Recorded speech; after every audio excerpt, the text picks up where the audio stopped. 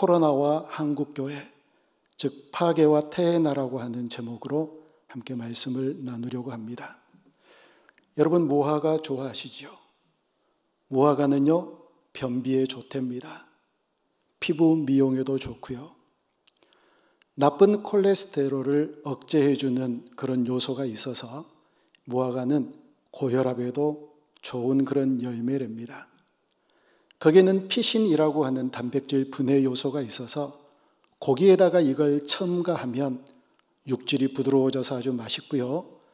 고기를 다 먹고 난 다음에 이 무화과를 먹으면 소화가 잘 된답니다. 무화과에 대한 얘기입니다. 오늘 본문이요. 여러분, 오늘 본문은 예수님께서 베다니에서 시장하셔서 저기 멀리 무화과 나무를 보니까 잎사귀가 있는 거예요. 그래서 열매가 당연히 있을 줄 알고 가보았더니 열매가 하나도 없답니다. 그래서 열매를 맺지 못한 이 무화과 나무를 저주하셨습니다. 곧 말라버리게 하셨지요. 그런데 성경은 또 그렇게 얘기합니다. 그때는 무화과의 때가 아니래요. 이 앞뒤가 안 맞잖아요. 아니, 무화과 때가 돼야 무화과를 얻을 수 있지요. 그런데 무화과 때도 아닌데 열매를 얻으려고 그러셨고, 열매가 없자 이 무화과를 마르게 하신 이 예수님의 이 모든 행동들이 이게 앞뒤가 맞지 않아서 많은 사람들에게 논란이 있었던 성경 구절이기도 합니다. 영국 사람들에게 대단한 영향력을 끼쳤던 버트란드 러셀이라고 하는 사람은 1927년 자기가 지은 책 나는 왜 그리스도인이 아닌가라고 하는 책에서 바로 이 성경 구절을 물고 늘어집니다. 어떻게 무화과 때도 아닌데 무화과 열매를 맺지 못하는 이 나무를 저주하실 수 있나? 예수님을 엉터리로 본 거지요. 그래서 그런 예수님을 신뢰할 수 없다라고 그렇게 얘기합니다. 슈바이처 박사는 이 말씀을 가지고 또 자기의 견해를 얘기합니다. 아마 예수님께서 십자가를 지시기 며칠 전이기 때문에 십자가를 앞에 두고 심리적으로, 정서적으로, 정신적으로 매우 불안정한 그런 상황이었을 것이다. 그래서 이렇게 앞뒤가 맞지 않는 그런 말씀을 하셨을 거라고 그렇게 생각을 합니다. 많은 사람들에게 논란을 가져다 준 말씀이기도 하지요. 그러면 정말 예수님이 뭘 잘못 알고 말씀하셨다든지 아니면 러셀이나 슈바이처가 뭘 오해하고 있다든지 둘 중에 하나일 거 아니에요. 그래서 이 말씀의 오해를 풀어야 됩니다. 이 말씀의 의미가 무엇인가를 먼저 알아야 되겠지요. 여러분, 이 팔레스타인의 무화과는요, 1년에 적어도입니다. 3번 정도 열매를 맺는데요.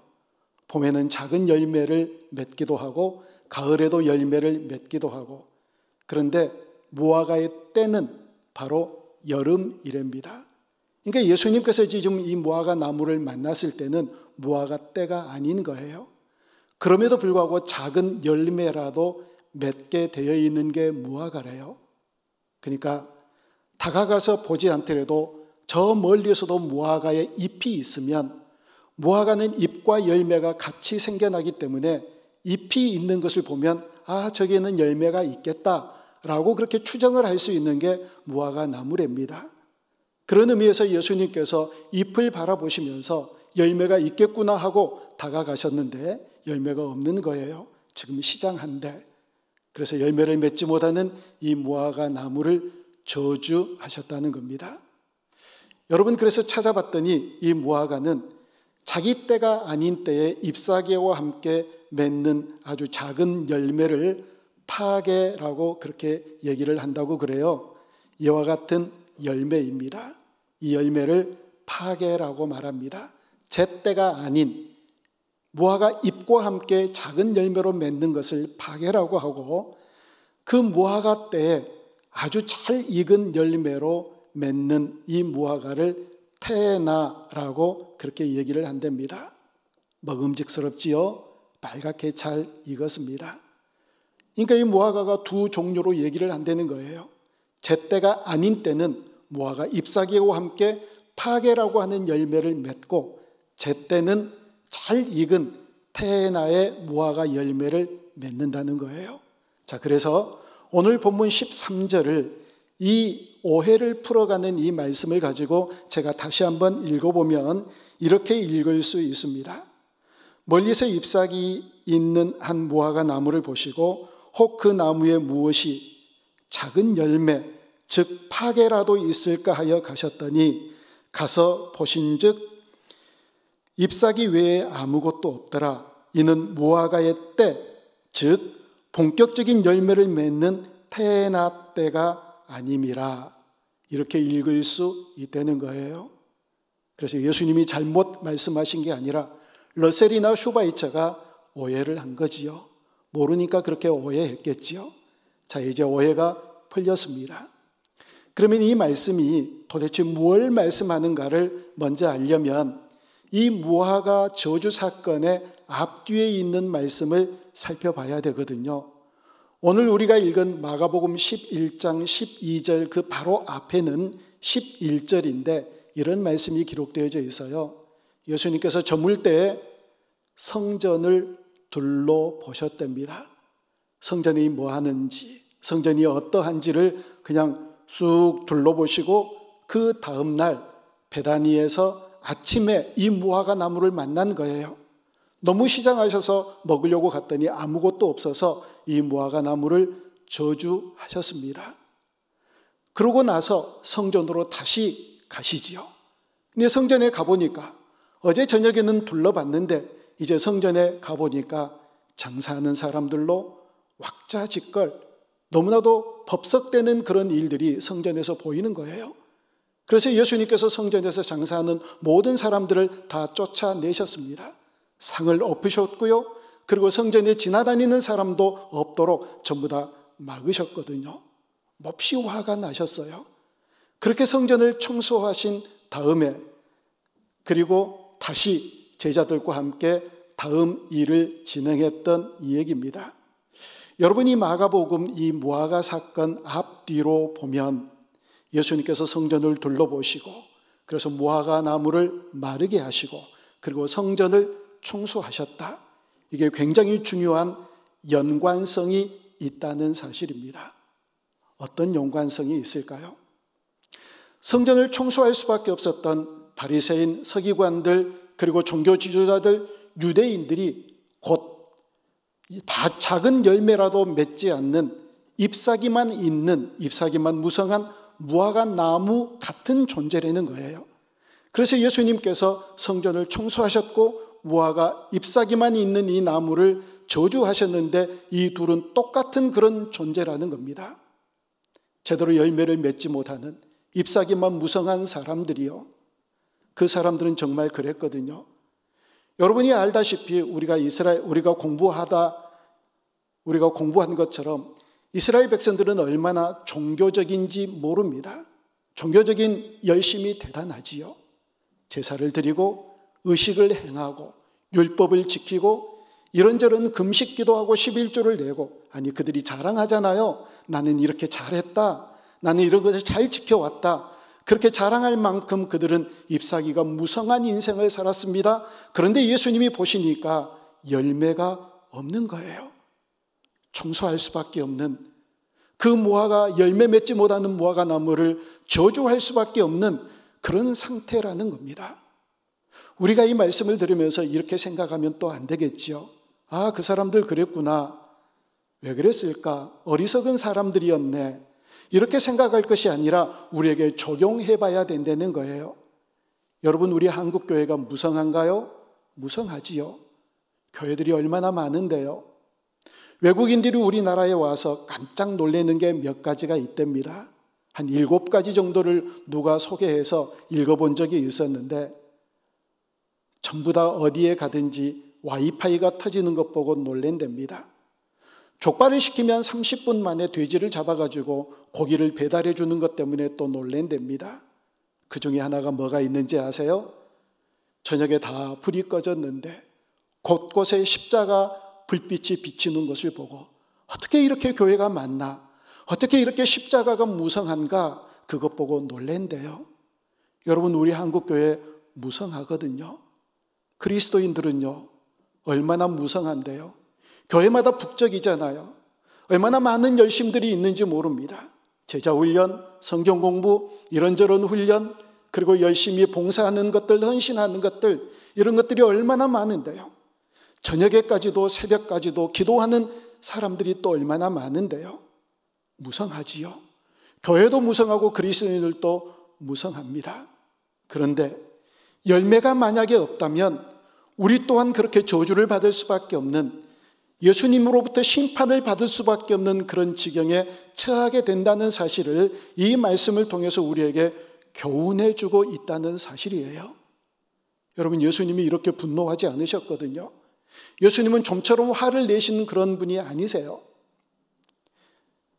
예수님께서 전에 40일 금식 기도를 하고 난 다음에 마귀가 알짱거리면서 예수님을 시험하지요.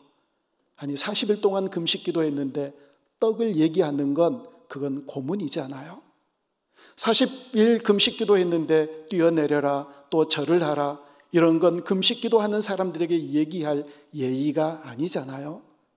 그런 마귀들, 천군 천사를 동원하셔서 한꺼번에 그들을 물리칠 수 있으셨지만 그때도 예수님 화내지 않으셨어요.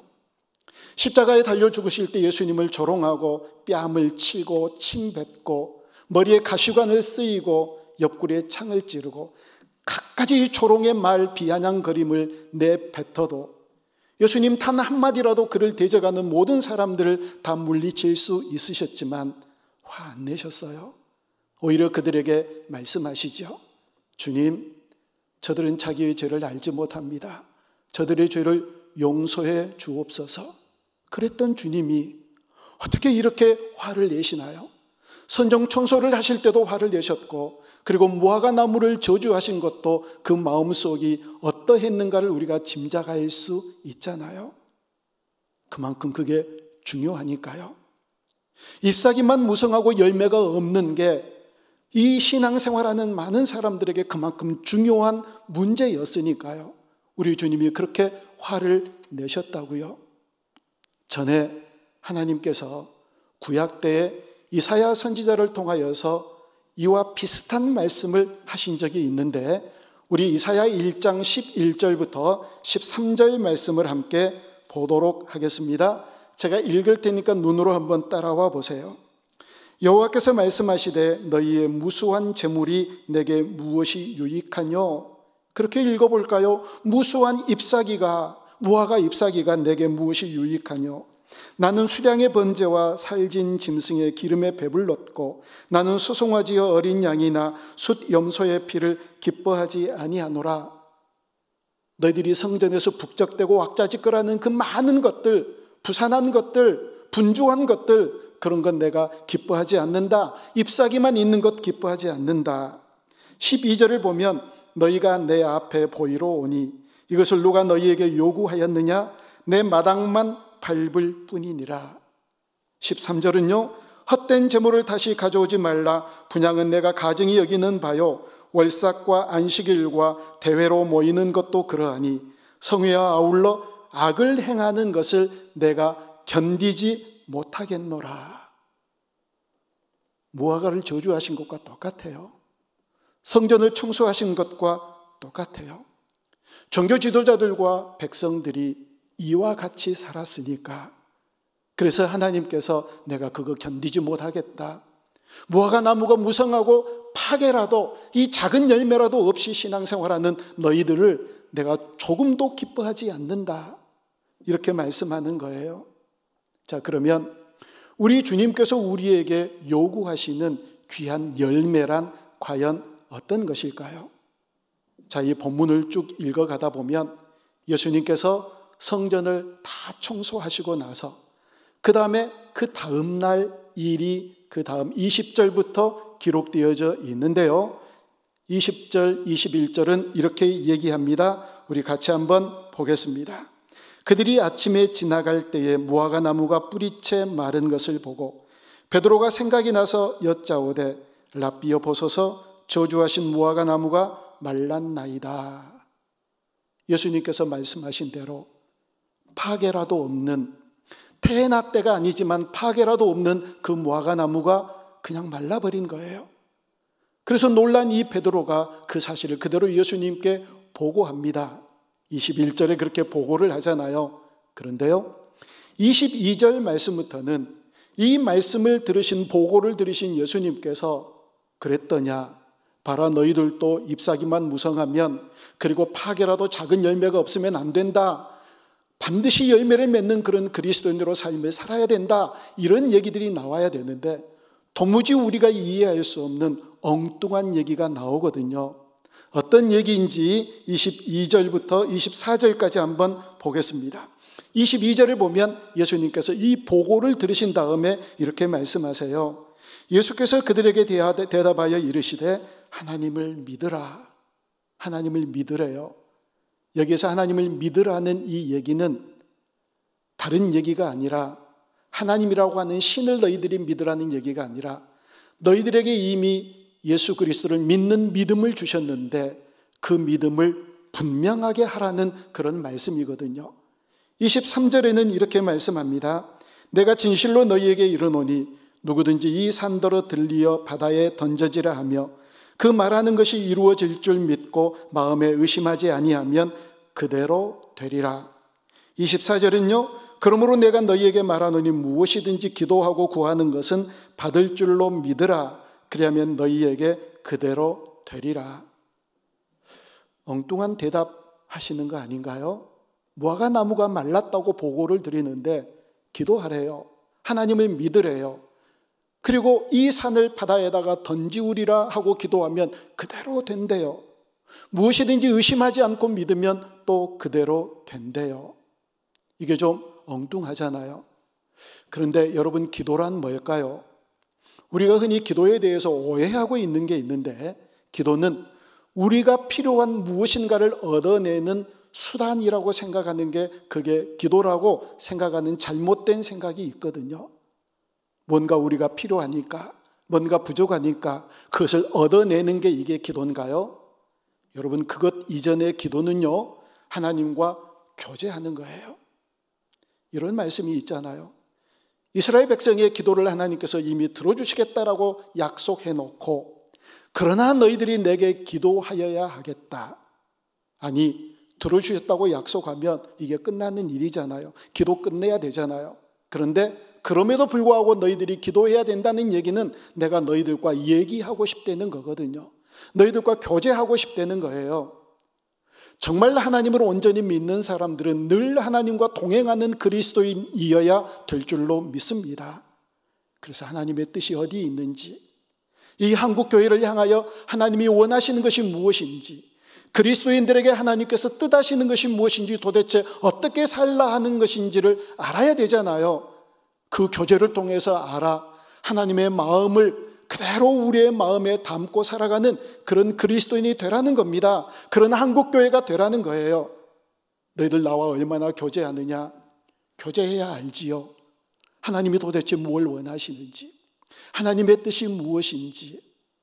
그래서요, 오늘 23절과 24절을 보면, 자, 산을 기도하면서 산을 옮겨가지고 바다에 던지우리라 하면 그대로 되리라. 그런데요, 그대로 되리라. 24절에서도 마찬가지예요. 아무것도 염려하지 말고 기도해라. 그러면 그대로 되리라. 여러분, 그대로 되리라, 그대로 되리라. 어디에서 본 성경 구절 아닌가요? 그대로 되니라, 그대로 되니라. 창세기 1장에 보면 하나님께서 이 세상을 창조하시면서 말씀으로 명령하시죠. 빛이 있으라. 그리고 산, 강, 물 모든 것을 있으라고 명령하신 그대로 되니라. 그대로 되니라, 그대로 되니라. 그리고 그대로 된 것을 바라보시면서 하나님은 이렇게 말씀하세요. 보시기에 좋았더라. 보시기에 좋았더라래요. 그대로 되니라, 보시기에 좋았더라라는 이 얘기는 하나님께서 만드신 그것들이 하나님 눈에 보기에 좋은 것도 물론 있겠지요. 그러나 영적인 깊은 의미가 있습니다. 그건 뭐냐면 하나님께서 만드신 그 목적대로 그 기능을 수행하더라입니다. 하나님이 피아노를 만드셨으면 피아노가 그 목적대로 기능을 수행해야지, 피아노를 만들었는데 바이올린 소리가 나면 안 되잖아요. 종을 만들었는데 아무리 쳐도 소리가 안 나면 안 되잖아요. 그 만드신 목적대로 되더라. 그래서 하나님께서 그대로 되니라, 보시기에 좋았더라, 이렇게 말씀하신 거거든요. 이게 도대체 이 무화과 나무와 그리고 성전 청소하는 것과 이 말씀이 어떤 연관이 있을까요? 연관이 있지요. 한국교회가 제 구실을 못하면, 목적대로 하나님께서 지으신 그 목적대로 그 사명을 감당하지 못하면, 그리스도인들이 우리를 만드신 하나님의 목적대로 사명을 감당하지 못하면, 하나님의 뜻대로 살지 못하면, 하나님께서 우리를 바라보시면서 보시기에 안 좋더라, 내가 너 보기에 좋지 않다, 아니 해를 만들었는데 해가 빛을 잃어버리면 해를 바라보시면서 어떻게 보시기에 좋았더라라고 그렇게 얘기하실 수 있으시겠어요? 빛을 발하지 못하면 보시기에 안 좋다 이렇게 말씀하셨겠죠. 달과 별을 만드셔놓고 그 목적대로 그 기능을 다하지 못하면 보시기에 좋았더라라고 말씀하지 않으셨을 거예요. 한국교회를 핏값으로 세우시고 그리스도인들을 우리 주님의 십자가의 공로로 부르셔놓고 그들이 한국교회가 제 기능을 발휘하지 못하면, 목적대로 살아가지 못하면 하나님께서 말씀하실 거예요. 보시기에 좋지 않다, 보시기에 좋지 않다, 그대로 되지 않았다라고 말씀하시는 거예요. 정말 주님께서 우리에게 요구하시는 것 있거든요. 한국교회를 만드신 그 목적대로, 그리스도인들을 그리스도인 되게 하신 그 목적대로 살아가는 거예요. 코로나 사태 때 이렇게 저렇게 웅크리면서 이런저런 많은 어려움을 당하면서 살아가는 그리스도인들이 바로 이때 이 말씀을 깊이 한번 생각해 봤으면 좋겠어요. 원인이 어디 있지? 누가 이걸 퍼뜨린 거야? 이게 도대체 어떤 원인을 통하여서 이거 어디서부터 시작된 거야? 주위를 둘러보기보다 우리 한국교회를 바라보고 우리 자신들을 바라보고 그리스도인들을 바라보면서 과연 이 사태를 통하여서 하나님께서 우리에게 주시는 메시지가 무엇인가를 보기를 원한다는 거예요. 이 코로나 사태를 만나면서 제가 생각나는 성경 구절이 하나가 있었습니다. 말라기 1장 10절 말씀이에요. 우리 같이 한번 읽어봅니다. 시작. 만군의 여호와가 이르노라, 너희가 내 제단 위에 헛되이 불사르지 못하게 하기 위하여 너희 중에 성전문을 닫을 자가 있었으면 좋겠도다. 내가 너희를 기뻐하지 아니하며 너희가 손으로 드리는 것을 받지도 아니하리라. 아멘.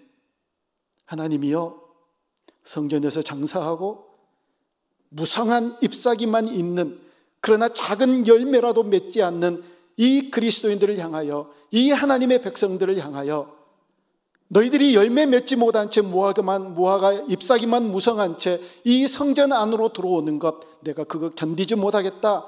누가 저 성전문 좀 닫아버려라. 성전문 좀. 닫혔잖아요. 지금 다 예배당 문이 닫혔잖아요.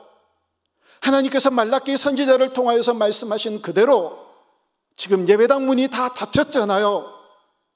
왜 그럴까요? 왜 그럴까요? 잎사귀만 무성하니까요. 소리만 요란하니까요. 예수님께서 청소하실 수밖에 없는, 장사하는 사람들을 다 내쫓고 상을 엎으시고 물건을 가지고 지나다니지도 못하게 하실 만큼, 그리고 그분이 외치셨잖아요. 이 집은 만인이 기도하는 집이다. 어찌 너희들이 강도의 소굴로 만드느냐? 어떻게 강도의 소굴로 만드느냐? 우리가 그렇게 파괴라도 작은 열매라도 맺지 못하기 때문에 하나님께서 이 한국교회의 예배당 문을 닫지 않으셨을까요? 우리 다른 데 원인을 찾지 말게요. 누가 이렇게 했어라고 다른 데에서 뭔가를 발견하려고 눈을 부릅뜨고 찾지 말게요.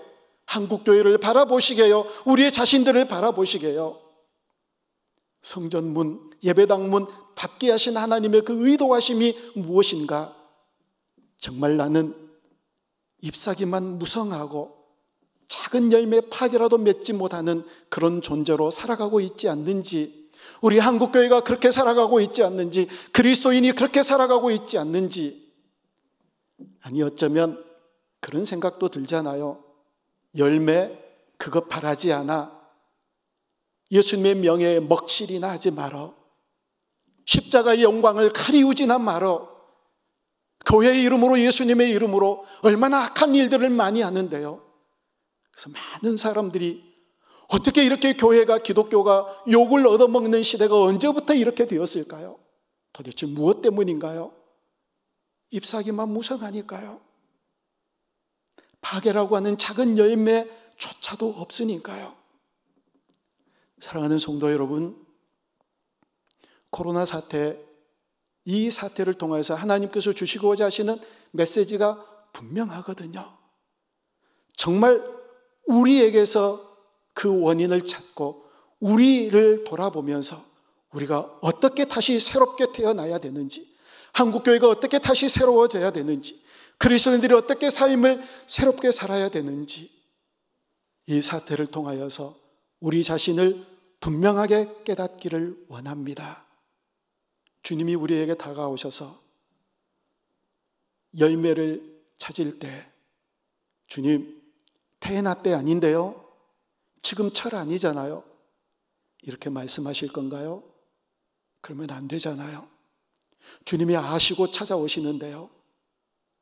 주님께서 내가 배고프시다라고 말씀하실 때 파괴라도, 작은 열매라도, 그 허기를 채울 수 있는 이 열매라도 드릴 수 있는 그런 열매 맺는 신앙생활을 우리가 해야 되잖아요. 얼마만큼 열매를 맺고 살아가시나요?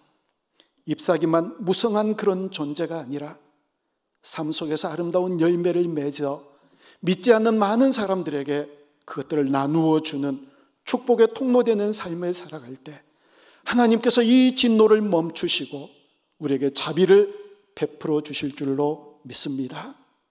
코로나 사태, 그리고 이 한국교회를 바라보며 파괴와 태해나 이 무화과 열매, 그리고 예수님께서 성전을 총수하신 이 사건들을 바라보면서 아무런 열매를 맺지 못한 채 살아가고 있거든 지금부터라도 하나 둘씩 열매를 맺으며 많은 사람들에게 나누어주고 공급하는, 예수님의 이름으로 공급하여 예수의 이름을 다시 영광스럽게 해드리는 그런 복된 그리스도인들이 다 되어질 수 있기를 주님의 이름으로 축원합니다.